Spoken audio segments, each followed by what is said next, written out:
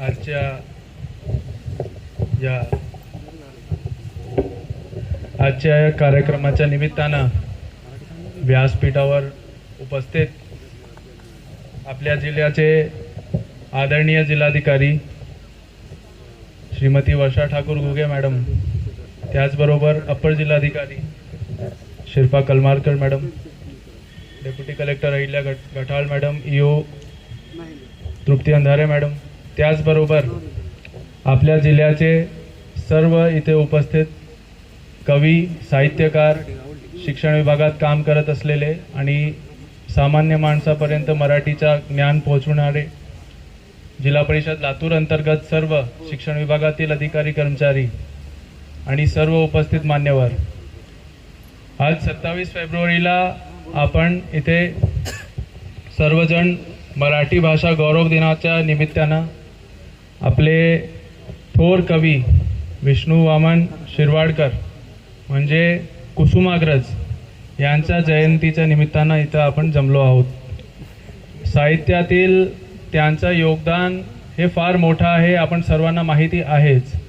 परंतु आजचा हा कार्यक्रम साहित्याकडे वळून न पाहता जनसामान्यामध्ये मराठी भाषेचं महत्त्व याच्याकडे बघून घेणं आजचा उद्देश आहे आपला.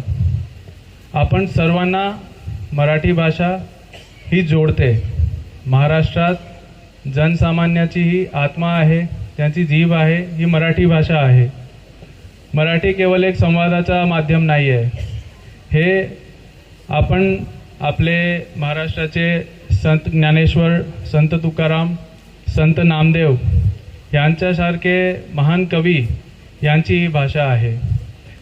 या जिल्हा परिषदेचा मुख्य कार्यकारी अधिकारी म्हणून मला आमची यंत्रणा जो आहे त्यांचा मराठी भाषाकडे दोन मुख्य आमचे फोकस किंवा टार्गेट आमचे असतात. सर्वप्रथम तर जिल्हा परिषदच्या मार्फत आपल्या जिल्ह्यात सर्वात दुर्गम, सर्वात लांब असलेल्या शाळांमध्ये गोरगरिबांचे जे मुले मुली असतात त्यांना मराठी शिकवणारी आमची यंत्रणा आहे. मला अभिमान वाटतो की लहान मुलांना अक्षर, कविता, पाठ हे सर्व शिकवणारे आमचेच शिक्षक आहेत. मला अभिमान वाटते की आमचे शाळांमध्ये जवळपास 1 लाख विद्यार्थ्यांना समाजाशी जुळण्यासाठी मराठी भाषाचं ज्ञान हे आमच्या शाळांमार्फत दिला जातो. त्याचबरोबर दुसरा महत्त्वाचा विषय असा आहे की जिल्हा परिषद म्हणून आम्ही प्रशासन आहोत.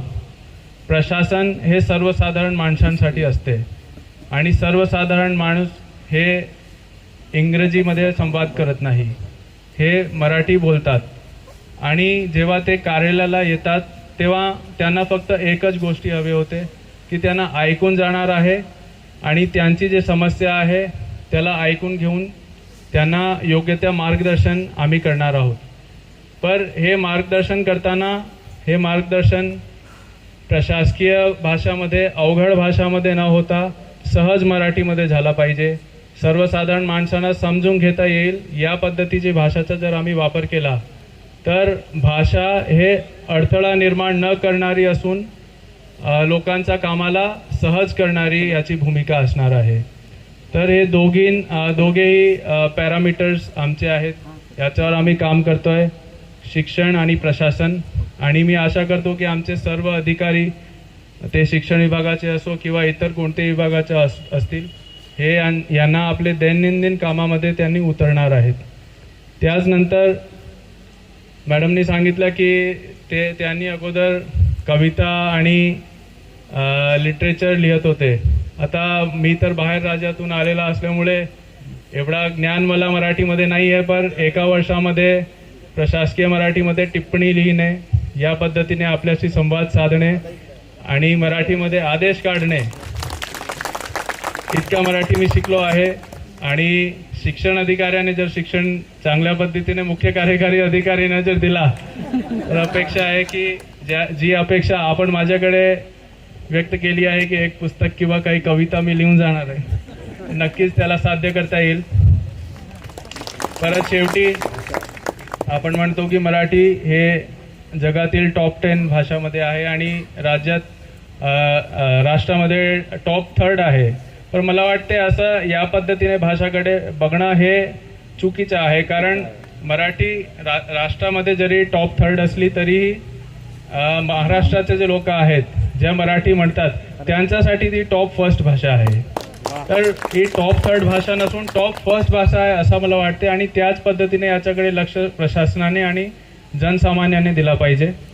परत मी आपण सर्वांना मराठी भाषा गौरव दिनाच्या खूप खूप शुभेच्छा देतो आणि माझे 2 शब्द संपवतो. जय हिंद, जय महाराष्ट्र.